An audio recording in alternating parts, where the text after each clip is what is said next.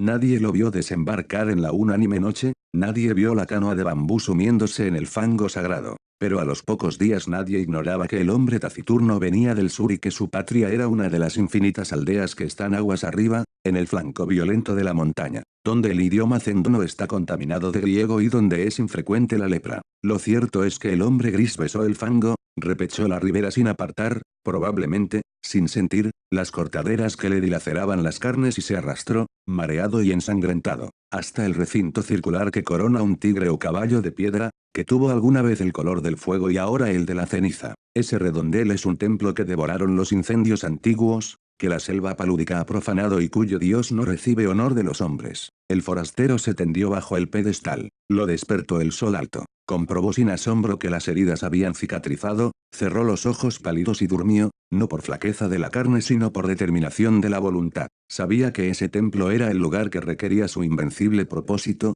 sabía que los árboles incesantes no habían logrado estrangular, río abajo, las ruinas de otro templo propicio, también de dioses incendiados y muertos. Sabía que su inmediata obligación era el sueño. Hacia la medianoche lo despertó el grito inconsolable de un pájaro. Rastros de pies descalzos, unos higos y un cántaro le advirtieron que los hombres de la región habían espiado con respeto su sueño y solicitaban su amparo o temían su magia. Sintió el frío del miedo y buscó en la muralla dilapidada un nicho sepulcral y se tapó con hojas desconocidas. El propósito que lo guiaba no era imposible, aunque sí sobrenatural. Quería soñar un hombre, quería soñarlo con integridad minuciosa e imponerlo a la realidad. Ese proyecto mágico había agotado el espacio entero de su alma, si alguien le hubiera preguntado su propio nombre o cualquier rasgo de su vida anterior, no habría acertado a responder. Le convenía el templo inhabitado y despedazado, porque era un mínimo de mundo visible, la cercanía de los leñadores también, porque estos se encargaban de subvenir a sus necesidades frugales. El arroz y las frutas de su tributo eran pábulo suficiente para su cuerpo,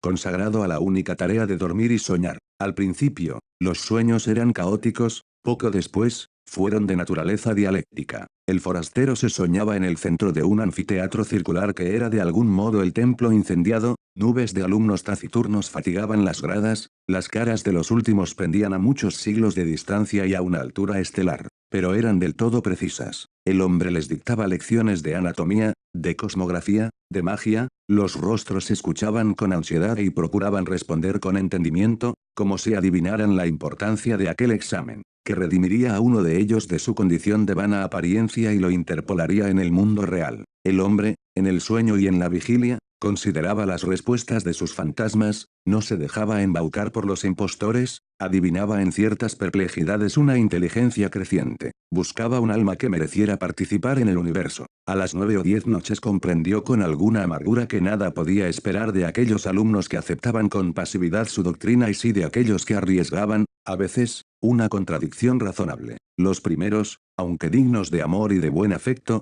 no podían ascender a individuos, los últimos preexistían un poco más. Una tarde, ahora también las tardes eran tributarias del sueño, ahora no velaba sino un par de horas en el amanecer, licenció para siempre el vasto colegio ilusorio y se quedó con un solo alumno. Era un muchacho taciturno, cetrino, díscolo a veces, de rasgos afilados que repetían los de su soñador. No lo desconcertó por mucho tiempo la brusca eliminación de los condiscípulos, su progreso, al cabo de unas pocas lecciones particulares, pudo maravillar al maestro. Sin embargo, la catástrofe sobrevino. El hombre, un día, emergió del sueño como de un desierto viscoso, miró la vana luz de la tarde que al pronto confundió con la aurora y comprendió que no había soñado. Toda esa noche y todo el día, la intolerable lucidez del insomnio se abatió contra él. Quiso explorar la selva, extenuarse, apenas alcanzó entre la cicuta unas rachas de sueño débil, veteadas fugazmente de visiones de tipo rudimental, inservibles. Quiso congregar el colegio y apenas hubo articulado unas breves palabras de exhortación, este se deformó, se borró. En la casi perpetua vigilia, lágrimas de ira le quemaban los viejos ojos. Comprendió que el empeño de modelar la materia incoherente y vertiginosa de que se componen los sueños es el más arduo que puede acometer un varón, aunque penetre todos los enigmas del orden superior y del inferior. Mucho más arduo que tejer una cuerda de arena o que amonerar el viento sin cara. Comprendió que un fracaso inicial era inevitable. Juró olvidar la enorme alucinación que lo había desviado al principio y buscó otro método de trabajo. Antes de ejercitarlo, dedicó un mes a la reposición de las fuerzas que había malgastado el delirio. Abandonó toda premeditación de soñar y casi acto continuo logró dormir un trecho razonable del día. Las raras veces que soñó durante ese periodo, no reparó en los sueños. Para reanudar la tarea, esperó que el disco de la luna fuera perfecto. Luego, en la tarde, se purificó en las aguas del río. Adoró los dioses planetarios, pronunció las sílabas lícitas de un nombre poderoso y durmió. Casi inmediatamente, soñó con un corazón que latía. Lo soñó activo, caluroso, secreto, del grandor de un puño cerrado, color granate en la penumbra de un cuerpo humano aún sin cara ni sexo, con minucioso amor lo soñó, durante 14 lúcidas noches. Cada noche, lo percibía con mayor evidencia. No lo tocaba, se limitaba a atestiguarlo, a observarlo, tal vez a corregirlo con la mirada. Lo percibía, lo vivía, desde muchas distancias y muchos ángulos. La noche 14 rozó la arteria pulmonar con el índice y luego todo el corazón, desde afuera y adentro. El examen lo satisfizo. Deliberadamente no soñó durante una noche, luego retomó el corazón, invocó el nombre de un planeta y emprendió la visión de otro de los órganos principales. Antes de un año llegó al esqueleto, a los párpados. El pelo innumerable fue tal vez la tarea más difícil. Soñó un hombre íntegro, un mancebo, pero este no se incorporaba ni hablaba ni podía abrir los ojos. Noche tras noche, el hombre lo soñaba dormido. En las cosmogonías gnósticas, los demiurgos amasan un rojo Adán que no logra ponerse de pie, tan inhábil y rudo y elemental como ese Adán de polvo era el Adán de sueño que las noches del mago habían fabricado. Una tarde, el hombre casi destruyó toda su obra,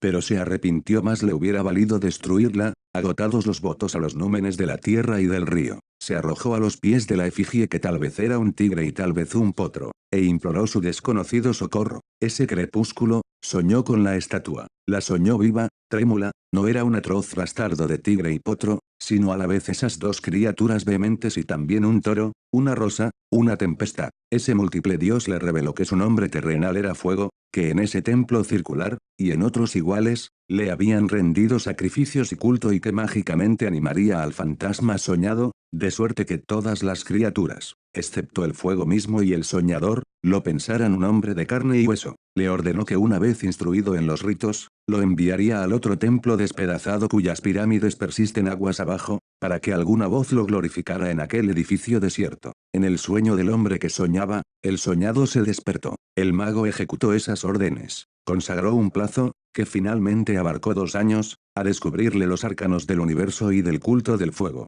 Íntimamente, le dolía apartarse de él. Con el pretexto de la necesidad pedagógica, dilataba cada día las horas dedicadas al sueño. También rehizó el hombro derecho, acaso deficiente. A veces, lo inquietaba una impresión de que ya todo eso había acontecido. En general, sus días eran felices, al cerrar los ojos pensaba, ahora estaré con mi hijo. O, más raramente, el hijo que he engendrado me espera y no existirá si no voy. Gradualmente, lo fue acostumbrando a la realidad. Una vez le ordenó que embanderara una cumbre lejana. Al otro día, flameaba la bandera en la cumbre. Ensayó otros experimentos análogos, cada vez más audaces. Comprendió con cierta amargura que su hijo estaba listo para nacer y tal vez impaciente. Esa noche lo besó por primera vez y lo envió al otro templo cuyos despojos blanqueaban río abajo, a muchas leguas de inextricable selva y de ciénaga. Antes, para que no supiera nunca que era un fantasma, para que se creyera un hombre como los otros, le infundió el olvido total de sus años de aprendizaje.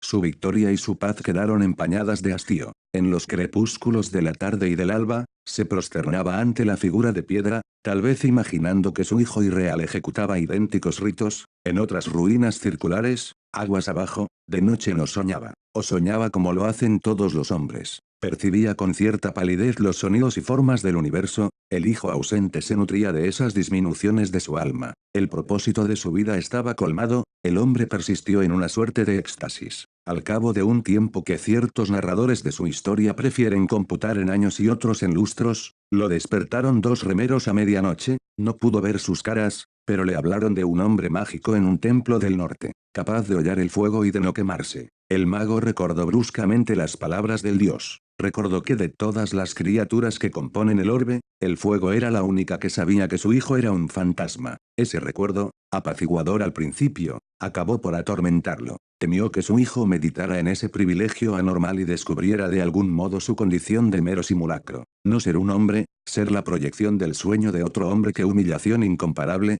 qué vértigo. A todo padre le interesan los hijos que ha procreado, que ha permitido, en una mera confusión o felicidad. Es natural que el mago temiera por el porvenir de aquel hijo, pensado entraña por entraña y rasgo por rasgo, en 1001 noches secretas. El término de sus cavilaciones fue brusco, pero lo prometieron algunos signos. Primero, al cabo de una larga sequía, una remota nube en un cerro, liviana como un pájaro, luego, hacia el sur, el cielo que tenía el color rosado de la encía de los leopardos, luego las humaredas que herrumbraron el metal de las noches. Después la fuga pánica de las bestias, porque se repitió lo acontecido hace muchos siglos. Las ruinas del santuario del dios del fuego fueron destruidas por el fuego. En un alba sin pájaros el mago vio cernirse contra los muros el incendio concéntrico. Por un instante, pensó refugiarse en las aguas, pero luego comprendió que la muerte venía a coronar su vejez y a absolverlo de sus trabajos. Caminó contra los jirones de fuego. Estos no mordieron su carne, estos lo acariciaron y lo inundaron sin calor y sin combustión.